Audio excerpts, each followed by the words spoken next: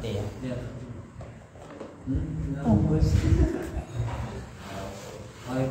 Waalaikumsalam warahmatullahi wabarakatuh.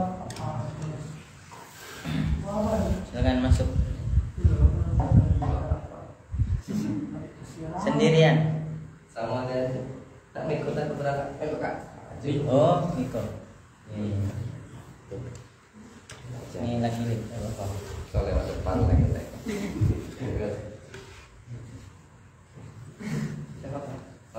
Dari isi kajian apa? Bisa cara remaja ngaji. Oh, Masjid kenangan dulu. Dekat rumah.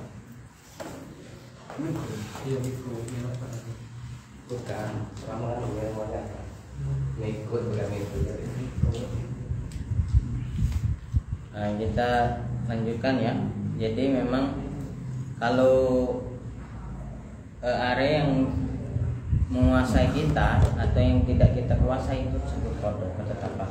Artinya kita tidak dihisab ya. Seandainya jatuh terpleset tadi kan, kita tidak dihisab sehingga luka mungkin berdarah. Ini kopinya terlalu manis. Terima kasih.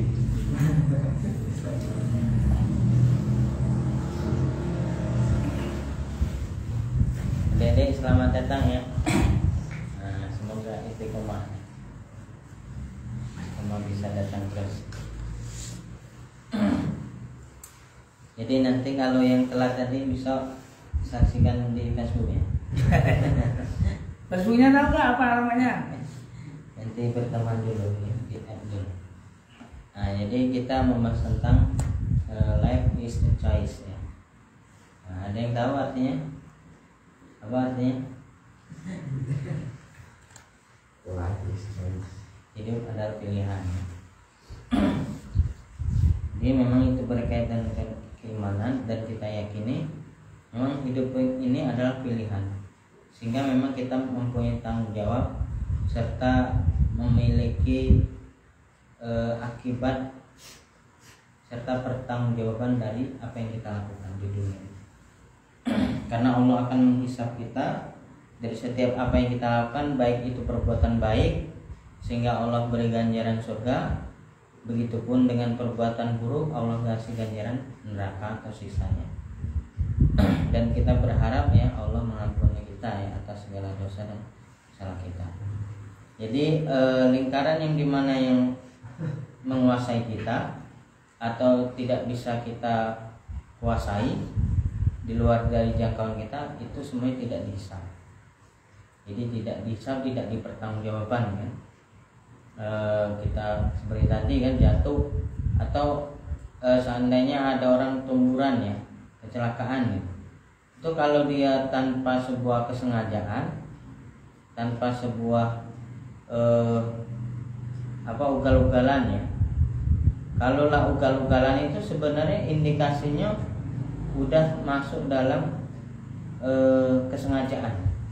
Walaupun pas nomornya itu tidak sengaja, tapi dari awal dia berkendara ugal-ugalan belok sana belok sini dengan kecepatan yang melewati batas, itu sebenarnya sudah berada dalam sebuah dugaan kuatnya. Bola batu zone ini mengkhawatirkan, apalagi pakai motor knalpot nyeblong. Itu walaupun tidak ngebut tapi suaranya kuat, itu disumpahi wong itu akhirnya kan. Ayo ini lagi nak makan bakso, akhirnya melompat bakso itu kencur. Wah ini bakso terakhir nak makan melompat pula ya. Karena si kok mangkok wong ketiga ya. Jadi rame-rame ya. Pas giliran dia kan motornya digas kuat, lompat baksonya. Nah itu akhirnya disumpahin wong kan. Nah didoain buruk oleh orang, karena itu termasuk menzalimi ya. Apalagi yang sudah tua kan, dengar motor gas-gas, kurang ajar dan aduh kayak satu. Nah itulah doa loh. Karena itulah zalim pada orang lain kan. Wong kita bae yang kadang masih muda nih dengar wong motor serasa nak peka telinga nih kan, wih akan sakit dengar itu. Apalagi orang-orang yang sudah ini ya lanjut usia, memang tak dengar ya kan. Karena sudah dengar tak mampu aja. Ada enggak? Ini nih Tidak sakit gigi tuh. Karena kan ibaratnya latuwo itu lapikut tapi masih kedengaran, berarti lah kuat niat kan. Tuh ikut peka. Jadi kan akhirnya dia terkejut tuh karena anaknya yang terkejut ini nyenggol yang nenek-nenek itu, dia terkejut pula.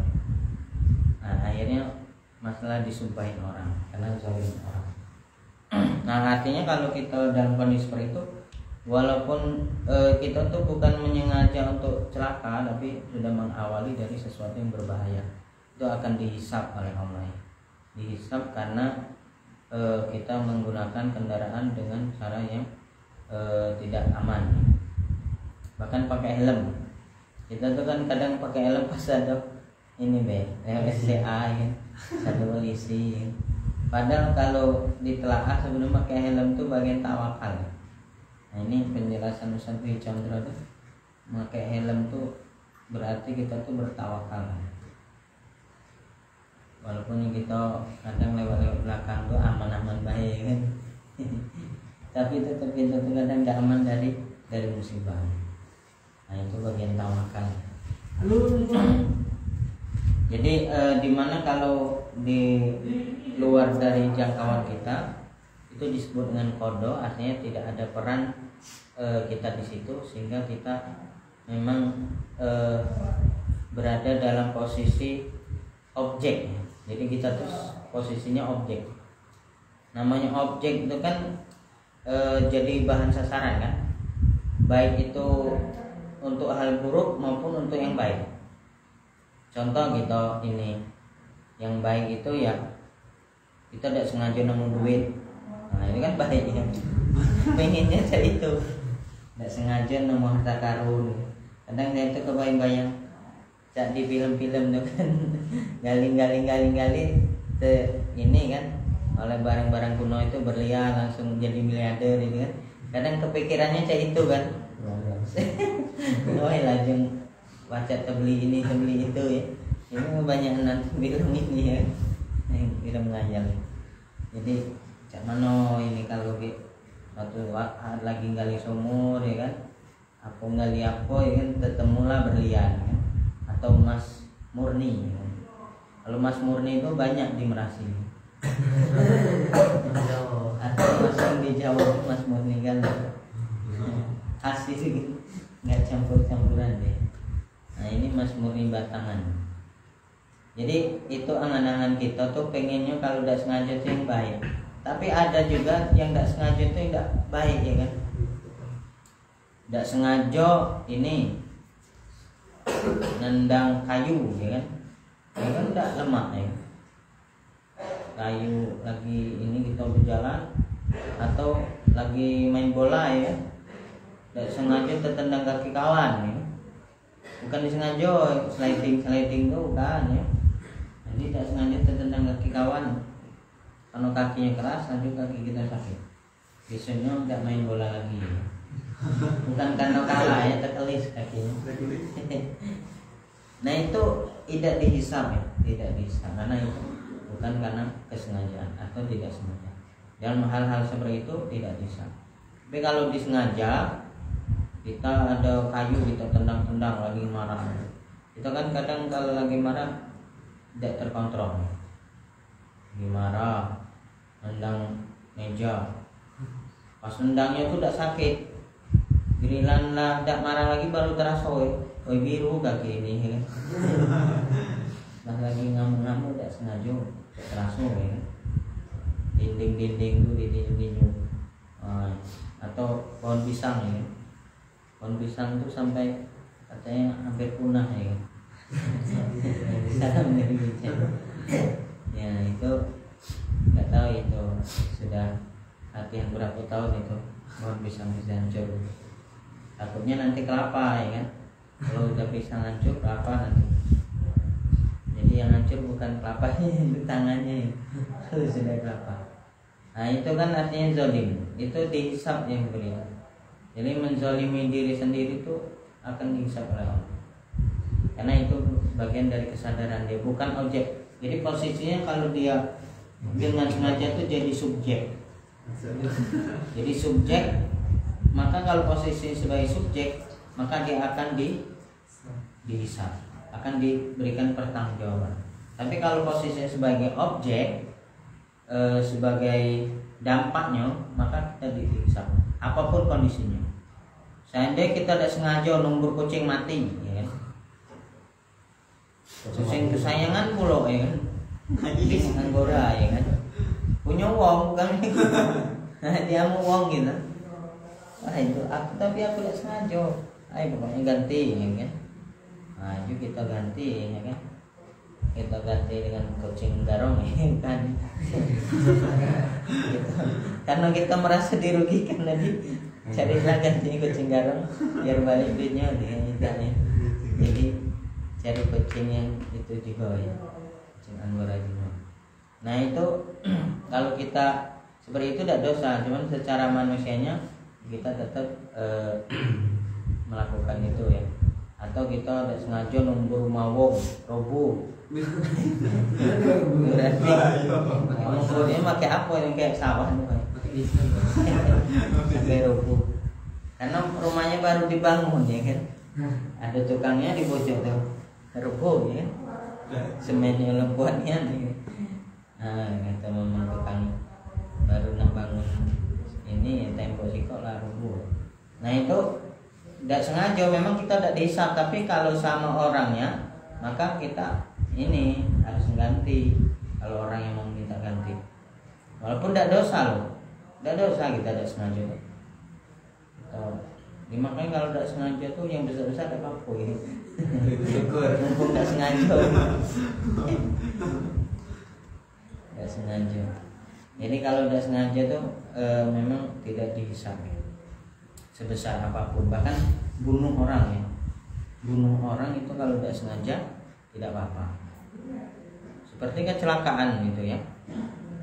Kita tidak sengaja tertumbur, ya, orang yang meninggal. Itu kalau memang kita tidak sengaja nggak dosa, tidak dihisab itu. Tapi secara hukum manusia tetap diproses, bahkan bisa jadi masuk penjara, gitu. Tapi secara hukum Allahnya kita memang tidak berdosa karena ketidaksengajaan sampai segitu, ya. Apalagi untuk hal-hal yang kecil, artinya kita tidak mendapat dosa, tapi itu bisa menjadi ibrah, pelajaran bagi kita. Nah, jadi yang fokus kita itu adalah yang harus kita pikirkan dan kita renungkan itu di mana lingkaran yang kita kuasai, dan ini yang sesuai tema kita. Kalau yang itu lagi kita angkat tangan, ya. Besar kecil urusan itu kalau itu di luar dari jangkauan kita, di luar dari kekuasaan kita, itu semua tidak akan dihisab oleh Allah. Itu kita sudah pasrahkan kepada Allah, karena itu di luar dari keinginan dan kesadaran kita, karena kita posisi ini sebagai objek. Nah, kalau posisi kita sebagai subjek, pelaku, maka itu semua akan dipertanggungjawabkan, kecil maupun besar, baik maupun buruk, itu semuanya kembali kepada kita. Sehingga disitulah menunjukkan keadilan Allah, ya. Kalau kemarin kita membahas tentang apakah perbuatan manusia itu diciptakan oleh Allah atau tidak. Nah, kemarin mungkin yang tidak ada mungkin bisa memahami, ya. Jadi kita berbuat ini diciptakan oleh Allah atau tidak? Kita seperti ini. Ini Allah ciptakan apa kita sendiri yang menciptakan? Hah? Nanti mau gini nggak jadi. Jadi Allah tahu nggak kita itu mau ngelakuin apa aja, tahu apa tidak? Tahu. Saya mau gini nggak jadi, gitu, ya. Jadi kira-kira saya mau pulang dari sini nih, mau langsung ke masjid, ke rumah, atau nak makan dulu? Kira-kira Allah tahu nggak? Tahu. Jadi pas aku nak ke masjid, niatnya, tahu-tahu makan minah, salah catatannya nih. Catatannya, katanya, oh ini habis ini nak balik ini ke rumah. Ternyata ada kawan naktirin, urung nih nak balik ke rumah nih. Jadi kira-kira Allah sudah tahu belum kita itu mau balik atau tidak? Jadi Allah sudah tahu. Allah sudah tahu belum kita besok pagi salat subuh? Tahu. Allah sudah tahu nggak besok kita tuh subuhnya jam 10? Allah tahu nggak bisa itu kita maling? Tahu nggak? Tahu ya. Jadi Allah tahu kita tuh besok mau maling maling buah mangga tetangga kita, tahu nggak Allah besok? Tahu ya. Ngapa kalau Allah tahu ngapa udah mengingatkan kita? Berarti Allah membiarkan kita berbuat maksiat.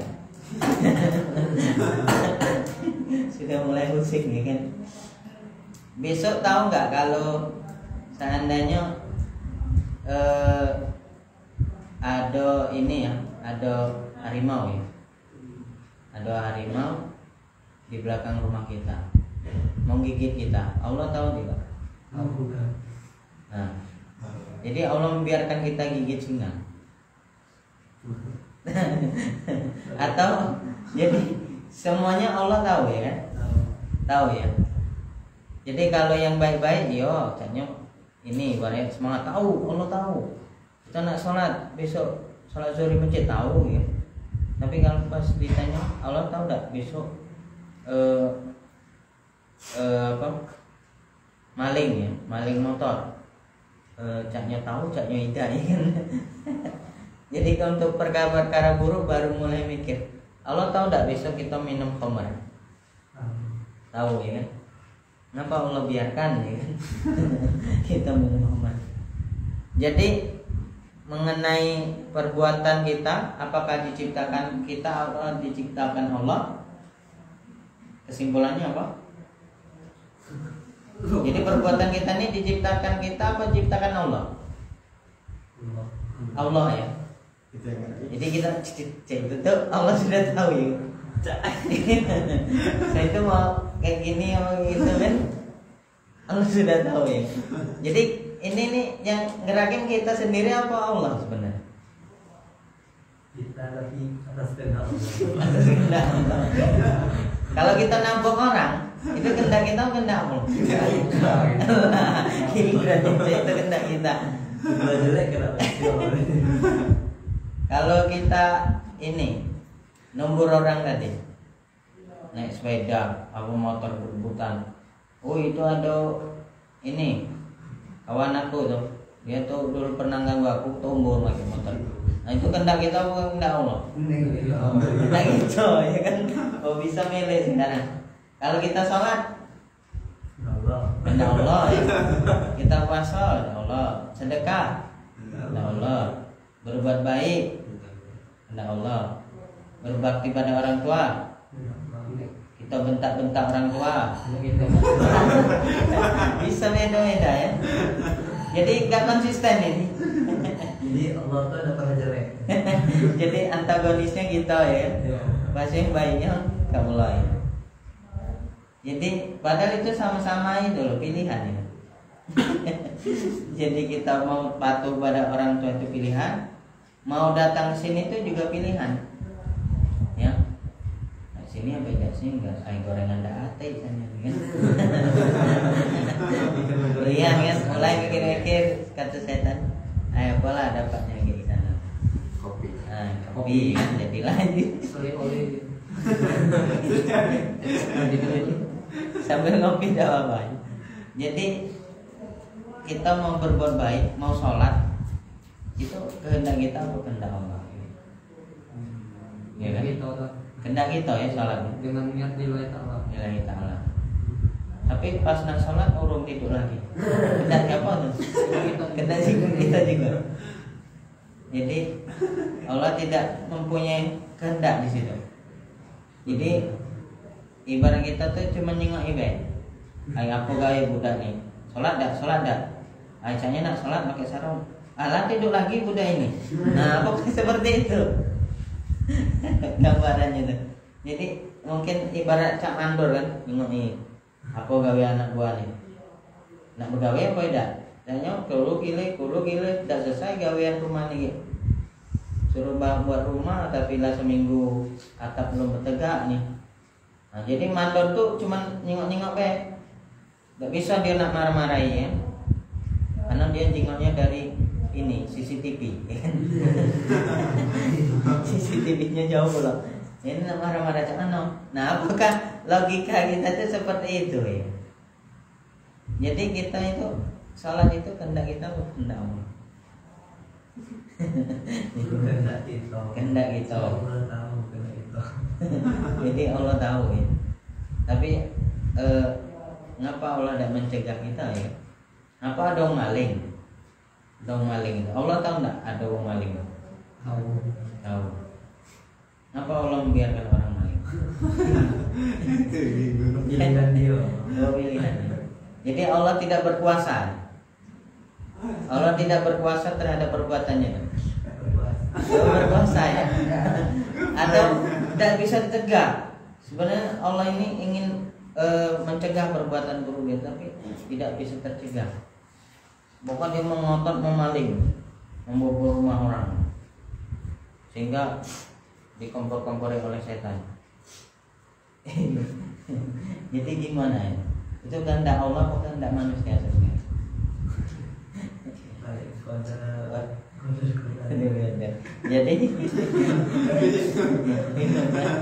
Jadi perbuatan kita itu diciptakan oleh Allah apa oleh kita. Kemudian kehendak Allah itu apa terbatas atau tak terbatas. Dan pengetahuan Allah itu terbatas atau tidak terbatas. Kemudian terkait dengan Lauhul Mahfuz, pernah dengan Lauhul Mahfuz? Itu catatan amal apa yang terjadi di alam semesta. Jadi alam semesta ini sebelum diciptakan ditulis dalam kitab Lauhul Mahfuz, dari sebelum diciptakan dunia, alam semesta, langit, bumi, sampai nanti di surga, siapa yang masuk surga, apa yang dilakukan di surga itu dicatat di dalam Lauhul Mahfuz. Jadi kita di dunia ini tinggal jalankan, ya kan? Jadi baik buruk kita sudah tercatat di dalam Lauhul Mahfuz. Kita minum kopi, ada minum kopi malam Jumat, ya kan? Tercatat itu pada acara kajian malam Jumat di rumah Tafis Al-Mustanir gitu. Sudah tercatat itu. Tidur ngiler ini tercatat. Jadi tidak ada satupun yang terlewatkan, itu kitab Lauhul Mahfuz. Nah, jadi kita nyalakan siapa? Nyalakan siapa? Karena semuanya sudah tercatat di Lauhul Mahfuz. Ada nggak yang di Lauhul Mahfuz itu ditip sama malaikat? Harusnya pada jam sekian dia tuh ngamuk-ngamuk, tapi tidak jadi ngamuk-ngamuk karena lagi beli HP baru sama emaknya. Tip sama malaikat. Tip dulu, salah. Ada nggak kejadian seperti itu? Harusnya malam Jumat itu dia hadir di rumah Tafis itu. Tapi berhubung dia sakit perut, banyakan makan sambal, makan model tadi, tidak jadi. Dihapus oleh malaikat. Kira-kira seperti itu beda. Ya. Jadi balik ke pertanyaan kemarin ya.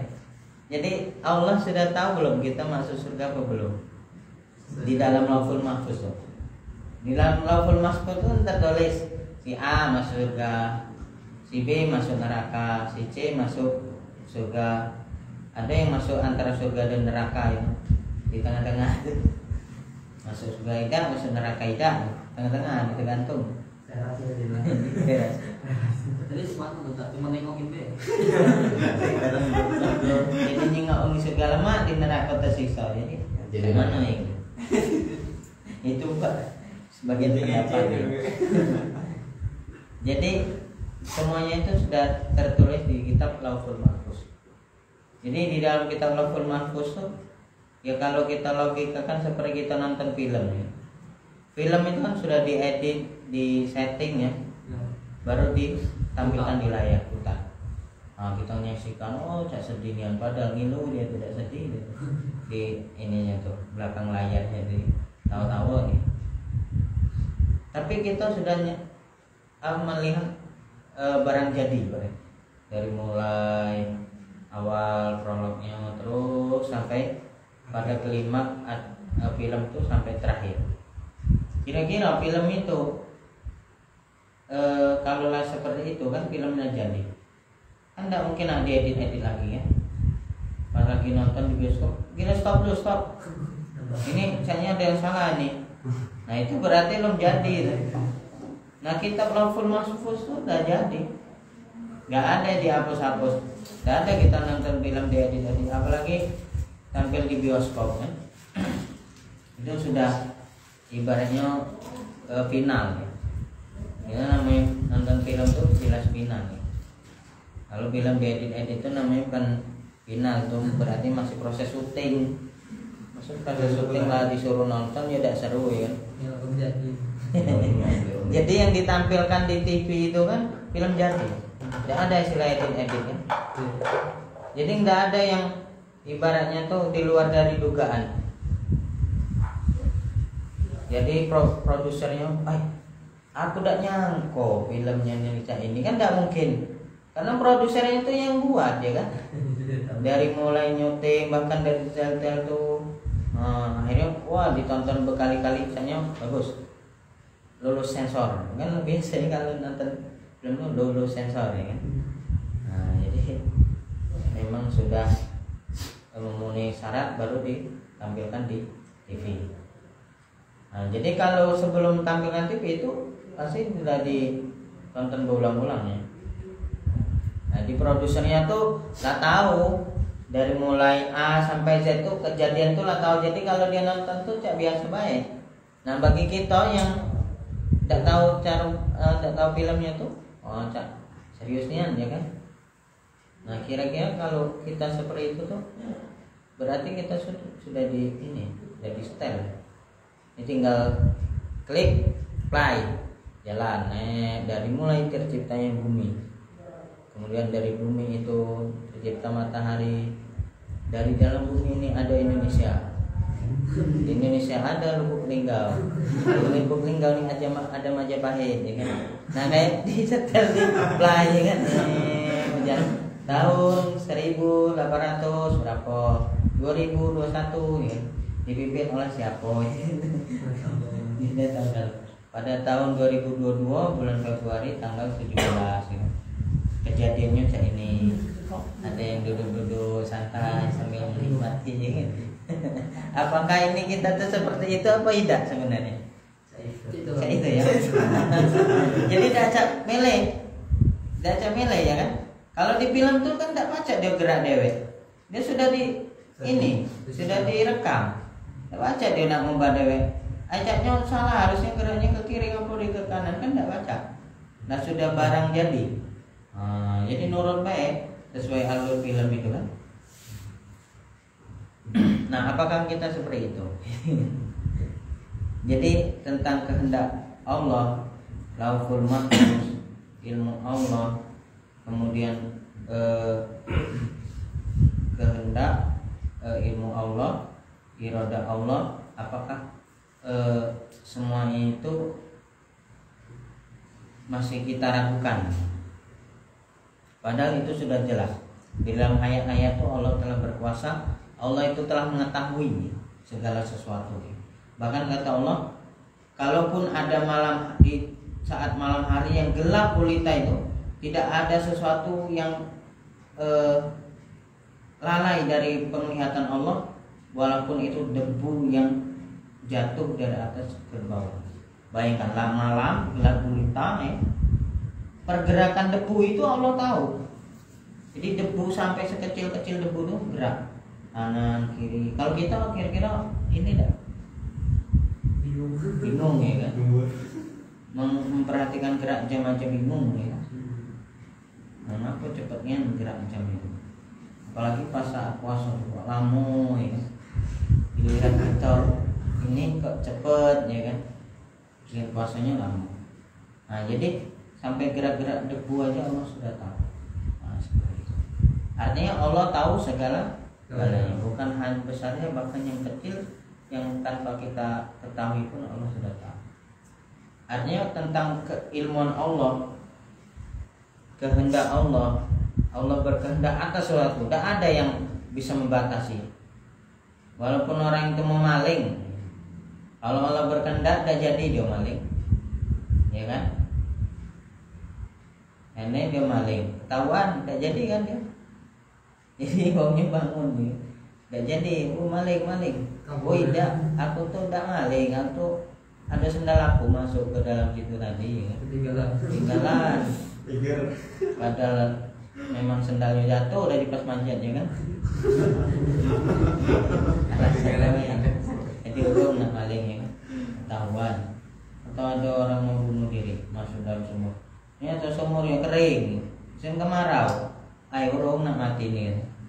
Padahal aku niat tadi pas melompat sumur kering. Ayo lanjut takut pula ada ular lagi. Ayo naiklah bocok aja. Jadi hendaknya dia mau bunuh diri tapi Allah berkehendak lain.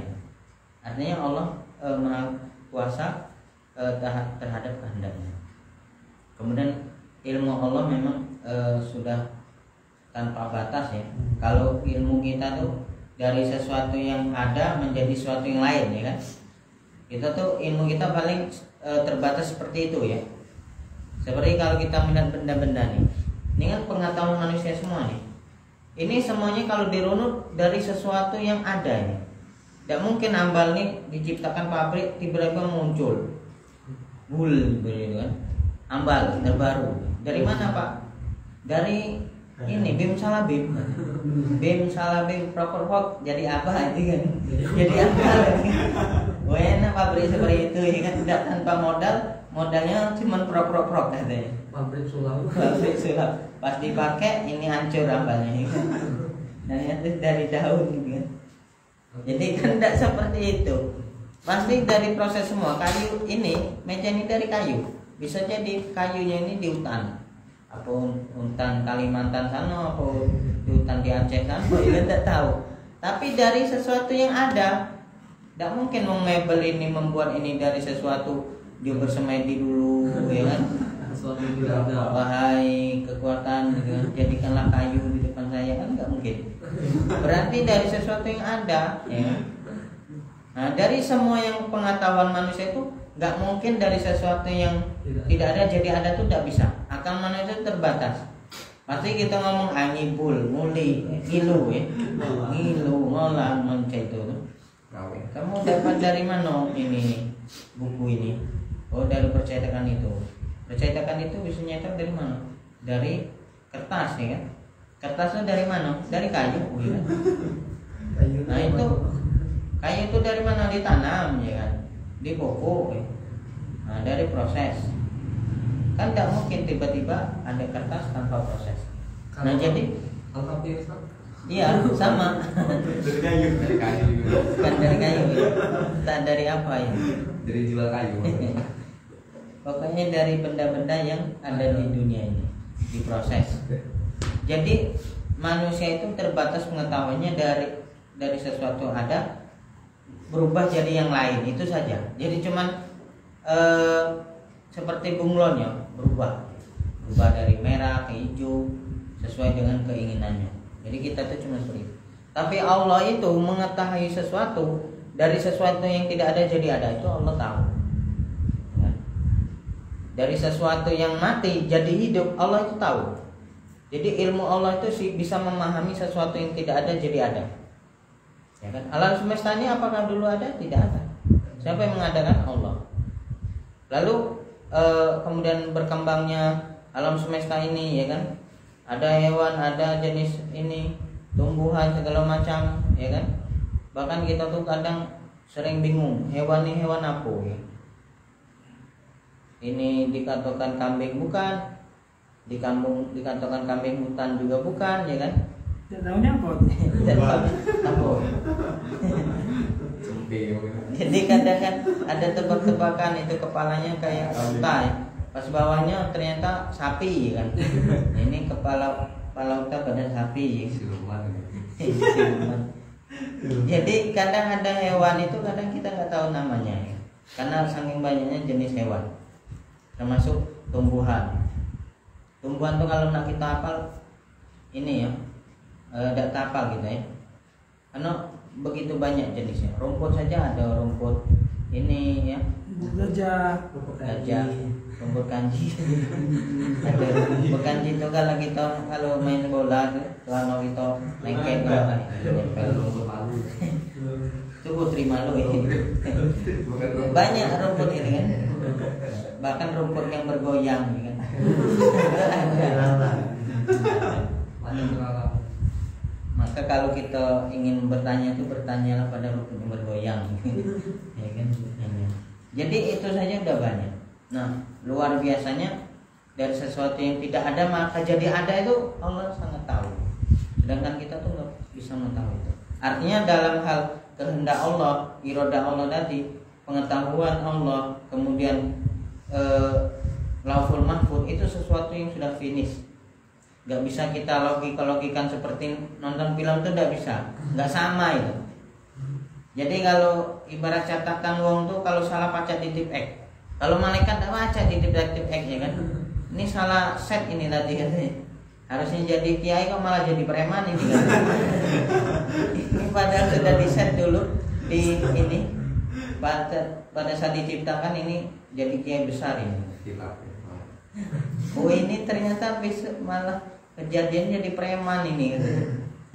Nah ini kan berarti harus ditip ini.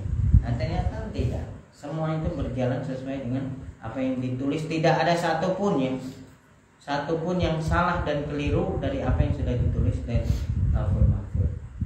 Maka kalau kita tetap fokus memikirkan itu pusing kepala kita ya, pusing ya. Balik dari sini pusing, ya kan? Jadi besok langsung beli gotrek 5. Karena ini bukan kapasitas.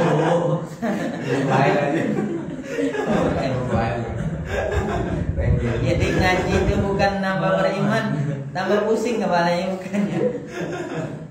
Jadi itu bukan kapasitas kita untuk kita pikirkan, nggak sampai akal kita. Makanya bisa pusing kepala kita ya. Bukan hanya pusing ya, akhirnya kita ini ya frustasi ya.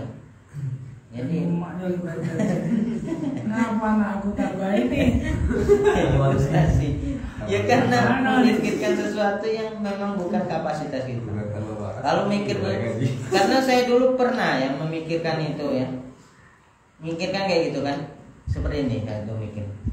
Kalau memang Allah menciptakan kita dan perbuatan kita ya, perbuatan kita kan diciptakan oleh Allah kan. Kita SMA, SD, cak mano kalau pas SD dulu harusnya aku nih cak ini. Apakah Allah itu memberikan cabang-cabang? Gitu kan? Jadi berbagai cabang tuh mana yang kita pilih? Apa seperti itu ya kan? Sehingga kita tuh memilih dari cabang-cabang itu. Ya. Nah, mungkin di sini ada juga mikir seperti itu ya. Jadi saya dulu mikir cak mana lah cara kita tuh memahami kalau Allah itu menciptakan perbuatan kita. Dari mulai kita lahir sampai kita meninggal tuh perbuatan kita tuh sudah diciptakan oleh Allah. Nah, mana kalau perbuatan itu kita salah milih? Atau seperti tadi harusnya jadi kiai jadi preman, harusnya jadi dokter malah jadi pasien. Karena dia akhirnya dia melamar jadi sapam. Mungkin bisa jadi dari sapam ini karena sudah dekat jadi dokter dia akan jadi dokter ya. Harusnya jadi pemimpin jadi rakyat. Jadi rakyat. Nah jadi mikir apa ini pilihan Allah menciptakan perbuatan kita tuh ada pilih-pilihan apa seperti apa ya. Akhirnya tetap mentok juga. Karena kalau nak dipikir-pikir ya pusing, ujung-ujungnya udah gak ngaku-ngaku kita. Dia bilang kalau saya itu aku nak berdiaman baik. Apa Allah menciptakan kita berdiam ya kan? Akhirnya mikir juga. Mungkin Allah menciptakan kita berdiam ya cak seminggu ini. Akhirnya enak bergerak pulau dan berdiam baik dah makan pingsan pulau. Akhirnya tetap mentok ya. Semuanya itu tetap kita pasrahkan dan kita lepas tangan. Mengenai ilmu Allah itu memang tak terbatas, kehendak Allah itu maha kuasa, berkehendak atas apapun ya. Lauhul Mahfuz itu sudah tertulis, selesai, tutup buku. Ibarat buku itu dari mulai kata pengantar sampai daftar pustaka itulah selesai, udah jadi buku. Nah, itu tidak baca diganggu gugat. Nah, Lauhul Mahfuz itu seperti itu. Jadi tidak bisa diganggu gugat. Bukan seperti kita nonton film tadi. Nah, nonton film bisa jadi filmnya di ini ya, direvisi kan, filmnya rusak. Nah jadi dalam perkara-perkara tersebut kita itu tidak memiliki pilihan. Nah makanya yang terkait perbuatan kita tadi ya, perbuatan kita ini adalah kehendak kita. Kehendak kita, Allah telah berkehendak kepada akal. Karena salah satu kalau nanti kan kita ini baru bahas tentang kodo ya. Nah, sedangkan kodar ya, kalau kodar itu terkait khasiat sesuatu benda ya. Salah satu khasiat akal, otak itu berpikir. Nah, Allah telah berkehendak kepada otak kita, akal kita itu untuk memberikan manusia untuk berpikir. Nah, jadi kehendak kita melakukan ini itu juga kehendak Allah. Mengapa? Karena Allah sudah berkehendak kepada akal kita bahwasan khasiat akal kita tuh berpikir. Jadi fungsi akal kita tuh berpikir. Nah, nyambung nggak maksudnya? Nyambung. Aku masih bingung. Jadi kan tadi ada dua kehendak ya, kehendak Allah dan kehendak manusia. Jadi saya berbuat ini kehendak Allah atau kehendak manusia? Saya tangan saya kanan kiri, depan belakang ninju orang gitu kan. Kira-kira ini kehendak kita atau kehendak Allah? Kehendak kita. Jadi Allah tidak berkehendak. Jadi digabungkan saja ya, digabungkan biar nggak pusing ya kan. Jadi itu kehendak Allah dan kehendak manusia. Kehendak Allahnya apa? Allah telah berkehendak kepada akal, khasiat akal tadi. Khasiat akal atau khasiat. Tahu kan khasiat? Nah, kalau kita sering beli obat kan, khasiat obat. Nah, ini kan ada kan? Manfaat. Nah, khasiatnya. Khasiat ibaratnya. Obat ini bisa membuat Anda bingung. Jadi nah ini bahaya nih obatnya tambah bingung. Daripada pusing-pusing lebih baik minum ini kan. Khasiatnya obat anti alergi. Alergi terhadap ini. Terhadap hewan ya kan. Virus corona. Virus corona. Nah, jadi kan ada khasiat-khasiat tuh herbal ya. Nah, itulah khasiat. Jadi akal ini Allah berikan khasiat untuk berpikir. Maka Allah itu sudah berkehendak kepada kita, akal kita itu untuk berpikir sesuai dengan apa yang kita ingin lakukan. Kita itu kan ingin melakukan dengan dikontrol pikiran kita kan. Iya. Kalau saraf-saraf itu ada saraf sensorik atau saraf apa tuh di dalam otak kita. Nah, ya, jadi gerakan tangan kita tuh atas kesadaran kita. Makanya kalau orang susah gerakan tangan itu disebut stroke itu. Itu karena sarafnya tuh sudah tidak kontrol tuh. Nah, makanya kalau kita masih sehat hari ini, berarti akal kita masih berfungsi gitu kan. Oh, tangannya naca ini. Kadang kalau susahnya nak gerak, itu bukan karena tangannya, karena sudah sarafnya sudah terkena. Itu disebut dengan stroke ya. Apa stroke ringan atau stroke-strokean ya. Atau ini ya. Jadi itu jadi itu kalau sudah tidak bisa geraknya namanya stroke ya. Nah, itu memang sudah berkehendak, berarti akalnya itu dibatasi oleh Allah kan. Jadi kalau Allah itu telah berkehendak pada kita melalui khasiat akal tadi untuk berpikir, mengendalikan kinerja anggota tubuh kita. Semuanya ada sarafnya kalau nih dari ujung kaki. Jadi gerakan jempol kita ini atas perintah akal loh. Nah, kalau dia gerak-gerak tanpa kita suruh, itu namanya lagi semutan. Nah, itu kan ngerasa nggak? Kalau lagi semutan tuh gerak-gerak, padahal aku tidak nyuruh, gerak dewek. Ya kalau geraknya pelan, kalau kuatnya bahaya kan? Lagi tidur gue. Lagi tidur. Nah itu enggak ini. Tahu-tahu lari-lari dewek ya kan? Tidak ingin lari. Oh kaki berhenti katanya. Tidak, kan lari yang baik kakinya. Nah itu kalau yang seperti itu biasanya kesurupan gitu ya. Itu di luar dari kontrol gitu. Nah, artinya kalau gerakan tubuh kita itu dikontrol oleh akal ya, akal kita, saraf-saraf itu. Sehingga ya perbuatan kita itu adalah kehendak Allah. Nah, Allah telah berkehendak pada kita untuk berbuat itu. Tinggal apa yang kita perbuat itu sesuai perintah Allah atau tidak, itu yang dihisab ya. Jadi balik ke materi tadi, bahwasanya ya untuk hal yang urusan 4 hal tadi itu tidak perlu dibahas, cukup kita yakini ya. Kalau dibahas tidak selesai sampai subuh ya. Nanti muter-muter ya tadi. Jadi yang kita bahas itu adalah di mana lingkaran itu adalah lingkaran yang kita kuasai. Lingkaran yang kita kuasai. Disitulah nanti yang akan dihisab ya. Yang akan dihisab oleh Allah terhadap apa yang kita lakukan dan apa yang kita perbuat. Sehingga terkait perbuatan kita, maka kita berupaya perbuatan kita itu berstandar kepada hukum syara. Karena hukum asal perbuatan manusia itu terikat dengan hukum syara. Nah, itu adalah kaidah usul yang menunjukkan betapa pentingnya kita harus berhukum kepada syariat. Kalau hukum asal benda itu mubah. Jadi ada 2 kategori ya. Ada disebut benda, ada disebut perbuatan. Nah, perbuatan dan benda ini kan kadang menyatu. Ya kan? Jadi kalau benda tuh hukumnya mubah. Kalau benda tuh ada 2 hukum. Haram, halal, itu baik. Kalau untuk benda tuh ada halal, ada haram. Kadang kan kita kadang bingung kan. Hukum ini katanya 5, katanya makruh, mubah, wajib, sunnah, haram ya. Wajib, makruh, mubah, sunnah, haram kan 5. Lah halal tuh di mana tempatnya? Berarti 6 hukum kita nih. Ada berapa? Kan ada 5. Wajib, sunnah, mubah, makruh, ini haram. Lah halal di mana tempatnya? Halal. Wajib sama sunnah. Halalan thayyiban ya kan.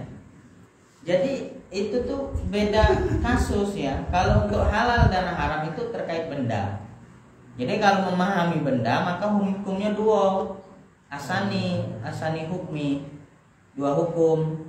Jadi benda tuh tidak ada benda wajib, benda makruh itu tidak ada. Termasuk kopi ini. Iya, kopi itu bukan dihukumi makruh. Jadi kalau kita ngopinya baru dihukumi perbuatannya. Pete itu halal, bukan makruh, nggak ada pete makruh. Pete makruh. Itu nggak ada orang jual pete makruh itu. Yang ada tuh pete bau ya kan? Nah tinggal perbuatannya bisa membuat makruh ya kan. Pas saat kita mau sholat makan pete untuk lalap itu makruh. Tapi kalau makan petenya habis sholat subuh, sudah itu sholatnya zuhur kan lama. Jadi sikat gigi aja terus ya kan. Sejam gigi lama-lama kan bersih. Giginya lepas. Jadi yang dimakruhkan itu bukan petenya. Kalau petenya halal, nggak ada pete makruh ya. Jadi pete itu halal. Nah perbuatan memakannya itu bisa jadi makruh, bisa jadi mubah. Kalau di saat dia jauh dari waktu sholat jadi mubah dia. Tapi kalau makannya pas saat sholat itu jadi haram. Ya kan kalau lagi sholat makan pete. Amin. Keluarga lo petenya itu karena pada saat sholat itu haram itu. Batal buat sholat kita ya kan. Kalau sebelum sholatnya itu makruh, pas saat sholat jadi haram dia. Apalagi jadi imam ya kan. Imam. Sudah suratnya panjang gitu kan. Ternyata dia lupa bersuci gitu. Jadi kalau hukum menggunakannya itu baru 5 hukum ya. Kalau hukum bendanya itu cuma ada 2. Halal atau haram. Kalau halal ya kita pakai ya kan. Tapi kalau punya orang jangan. Walaupun halal. Ayam tuh halal ya kan. Tapi halal ayam tetangga gitu kan. Jadi haram ya kan. Haram. Jadi hewannya haram tapi pemilikannya punya orang. Maka kita harus ngomong dulu izin. Jadi izinnya tuh jangan sampai sudah buat shop baru izin. Maaf Pak, Saya mau bagi-bagi ini sop ayam. Oh, terima kasih ya. Ya tapi minta maaf ini tadi ayamnya yang sering lewat di teras saya tuh Pak. Jadi terpaksa jadi sop. Oh wajar ayam saya tuh udah saya cari 2 hari yang lalu. Oh ya udahlah kalau sudah jadi sop. Makasih ya. Makasih Sudah diantar, nah jadi. Jadi saya ini jasa masaknya saja Pak ini. Bayar 50.000 ya udah ayamnya dimaling ya kan. Bayar juga ya. Ya jadi itu kalau ayamnya ya halal ya. Tapi kepemilikannya bisa jadi milik kita bukan.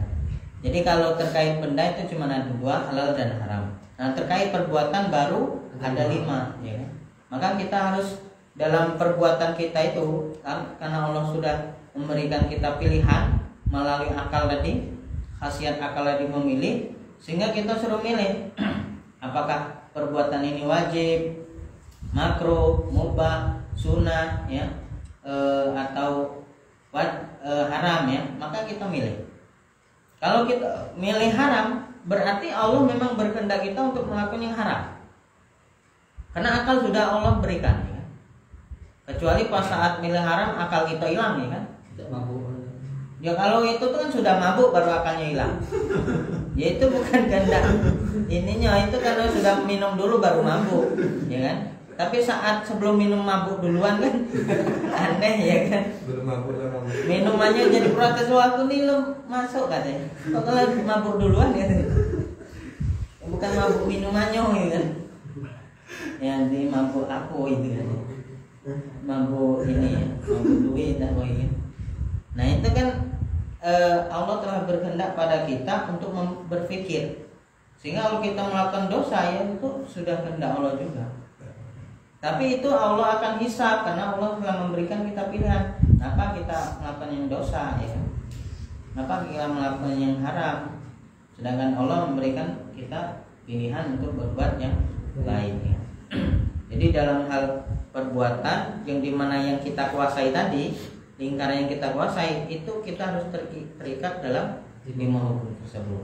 Itulah yang sering kita baca dalam Al-Fatihah dengan ihdinas siratal mustaqim. Ya Allah berilah kami petunjuk jalan lurus. Maka ditafsirkan oleh para ulama jalan lurus itu ya 5 itu. Kalau 5 ini dah kita perhatikan ya sama saja kita tuh berdusta ya. Kita siap sholat 5 waktu tuh berarti minimal berapa kali tuh? 5 kali 17. Ya kan dalam sholat tuh 5 kali berarti 4 kali. Satu sholat tuh 4 kali. Zuhur kan asar itu 8. Kan 17 kali kita 17 kali rakaatnya. Ya karena setiap rakaat harus Al-Fatihah. Tidak mungkin kita setiap rakaat sekali bela Al-Fatihahnya. Yang selebihnya surat Yasin bela. Walaupun panjang tetap gak diterima kita sholatnya. Walaupun baca Yasin tapi nggak Al-Fatihah karena Fatihah itu wajib. Jadi minimal satu hari satu malam tuh 17 kali kita meminta pada Allah petunjuk ya kan. Petunjuk yang lurus, apalagi ditambah sholat sunnah, sholat hajat ya, apalagi sholat tahajud ya, sholat duha, sholat ya pokoknya sholatnya ada tuntunannya ya, jangan membuat-buat sholatnya itu. Ya kadang ada orang buat-buat sholat tuh yang tidak disuruh dikerjakan, yang disuruh nggak dikerjakan, tinggalkan. Kadang seperti ini, ada orang prinsip dia tuh ada cerita tuh sholat qobliyah subuh ya di Mekah itu ya. Karena di Mekah itu kan antara tempat tinggalnya itu dengan Mekahnya kan agak jauh. Itu ada cerita tuh bapak-bapak tuh dia karena sudah terbiasa sholat qobliyah subuh itu orang udah azan di sana. Dia mau ini apa qobliyah subuh. Jadi sampai sana sudah bubar sholat subuhnya. Jadi kan qobliyahnya subuh dapat tapi sholat subuhnya tidak depan gitu. Sampai sana kan sudah siang, sudah habis waktu subuh. Jadi kan keliru ya kan. Harusnya yang wajib dulu dikejar, qobliyahnya lagi gitu. Karena ini berkaitan wajib dengan qobliyah sunnah ya. Jadi kerjakan dulu yang wajib dengan yang sunnah itu nggak dapat nggak apa-apa. Ini nanti sholat tahajud Oh pokoknya dari hampir dekat subuh tuh baru selesai tahajud. Oh sampai berkeringat. Sudah itu subuh tidur ya kan. Nah ini kebalik ya kan. Harusnya yang sunnah itu ya semampu kita, jangan dipaksa. Nah kalau yang wajib baru kita paksa, karena kalau nggak kerjakan dosa ya. Ini nanti kalau terambisi ya kan, padahal cuman ini dia tuh nonton bola ya kan. Cecenya tahajud dia kan. Cece sudah salat tahajud dapat serokaan ya kan. Nonton bola ketiduran subuhnya lewat ya. Jadi lewat kalau ya. Akhirnya subuhnya lewat. Nah jadi ketika 5 pilihan ini harus kita pilih. Harus kita pilih di mana setiap hidup kita itu terikat dengan hukum syara. Sehingga bagaimana kita bisa memahami perbuatan itu halal haram atau mubah makruh wajib sunnah itu dari mana? Apa dari perbuatan itu tuh ada merek-mereknya ya? Haram atau dia ngomong kan tidak ada dia ngomong kan, pasti harus dengan proses belajar ya. Kita pahami. Nah, makanya ini pentingnya belajar tentang ya kita pelajari. Oh ini yang haram tuh apa saja ya kan. Jadi tidak bisa dia secara otomatis muncul sendiri kan. Kalau kita pakai sistem remote itu mudah ya kan. Mana yang haram pencet keluarga lo. Sistem Google. Nah, sistem ini ya pendeteksi ya kan. Nah, tapi kan kita tidak bisa, harus kita pelajari. Oh tahu ini haram tuh karena memang kita belajar. Karena antara haram dan halal itu kadang beda tipis ya. Seperti bunga bang itu sepertinya halal ya. Karena memang enak ya. Kalau bunga bang itu kita nabung 10 juta dalam jangka waktu nanti jadi 12 juta. Padahal cuma naruh duit baik, jadi haram itu. Padahal kan enak ya kan. Dari duit yang 10 juta jadi 12 juta. Itu nggak ngapa-ngapain duit itu. Nah, apalagi kalau duitnya sudah ratusan juta ya. Itu cepatnya naiknya ya. Nah, itu kan sebenarnya haram ya. Tapi kalau kita ditraktirin bakso jadi halal itu gitu. Tak pola ngicip duit ini ditraktirin bakso gitu. Padahal itu dari bank kan ya. Jadi nak nolak sak mano ini bakso lah depan mata ya kan. Apa lah istri Aji habis makan bakso istighfar ini kan. Itu nama ngakal-ngakalin itu namanya. Kita mau lah terpaksa ya kan. Padahal tidak terpaksa ya kan. Terpaksa enak. Terpaksa enak. Atau udahlah nggak jadi dibungkus saja lah makan di rumah. Ya nggak kelihatan orang ya. Ya tetap itu namanya haram, ya tetap haram. Nggak bisa jadi halal. Jadi perbuatan kita ketika memang sesuatu yang wajib kita tinggal ya tinggalkan. Sehingga kita pelajari dulu, ya kan? Apalagi dengan kondisi sekarang ini sangat banyak sekali ya transaksi itu tuh. Kalau dalam transaksi itu malahan ada berbagai hukum lagi tuh. Ada batil itu artinya batal, transaksi itu batal. Fasad, ya, fasad itu rusak berarti. Atau kemudian di dalam transaksi itu termasuk penipuan, ya. Ternyata kalau dalam hukum transaksi ada lagi itu hukumnya selain hukum wadai ya. Hukum wadai itu ada di sisi lain selain wajib, makruh, mubah, sunnah, haram tadi. Kalau dalam transaksi itu ada hukum lain tuh wadai ya namanya. Hukum cabang ada ketika transaksi bisa jadi batal. Batal itu tidak sah berarti. Sama kayak kita ini wudu tidak sah. Kan batal namanya kan. Batal kan tidak ada dalam 5 ini. Wajib, sunnah, makruh, mubah, haram. Batal di mana ya? Karena itu hukum wadai ya. Jadi beda dengan hukum yang homsain, hukum 5. Tapi kalau kita tidak melakukan itu, kalau batal ya tidak sah wudhu kita. Mau sholat kita 5 kali, 10 kali. Sama kayak orang nikah tuh, sah itu kan. Semangat karena merasa sah. Cuma kalau batal ya, langsung bubar taruhnya itu. Ternyata ada bini pertama datang. Ngomongnya masih bujangan ya kan. Batal. Ya, tidak jadi itu pernikahannya. Atau dalam hukum-hukum lain, kita jual beli. Ternyata yang kita jual tuh bukan hak kita, hak nenek kita ibaratnya. Nenek kita masih hidup, dijual. Neneknya, bukan neneknya makanya. Neneknya untuk apa dijual ya? Jadi hak neneknya dijual. Ini harta warisanku ya. Oh ini doain neneknya meninggal ya, padahal masih hidup ya. Nah ini tidak boleh jual punya orang itu, secara akadnya batal, tidak sah. Maka kalau kita membeli sesuatu yang dari akad batal itu harus kita kembalikan. Nah ini hukum-hukum lain berkaitan dengan hukum ini. Nah itu harus kita pelajari, tidak bisa kita secara otomatis tahu dewek ya kan? Tidak bisa, harus kita pelajari. Jadi ibarat komputer tuh harus diinput dulu aplikasi, sama dengan HP gitu kan. Kita nak buka sesuatu, di aplikasi tidak bisa kan. Nah buka Google, berarti aplikasi Mozilla-nya atau Chrome ya kan. Ada bisa kita cari cara wudhu yang benar, itu tidak bisa muncul ya kan? Cara cepat kaya tidak bisa nyarinya karena aplikasinya tidak aktif ya. Atau aplikasi wudhu kan, kalau ngetik-ngetik ayah pakai laptop bawa kayak HP lah. Nah itu harus kita download dulu aplikasinya. Download dulu, kemudian Play Store ya kan, aplikasi apa gitu. Nah itu harus kita input. Nah sama otak atau akal kita itu harus kita input dulu. Jadi harus banyak maklumat, informasi. Setelah ada banyak informasi baru kita sesuaikan dengan faktanya ya kan, fakta yang terjadi dari apa yang kita pahami tadi.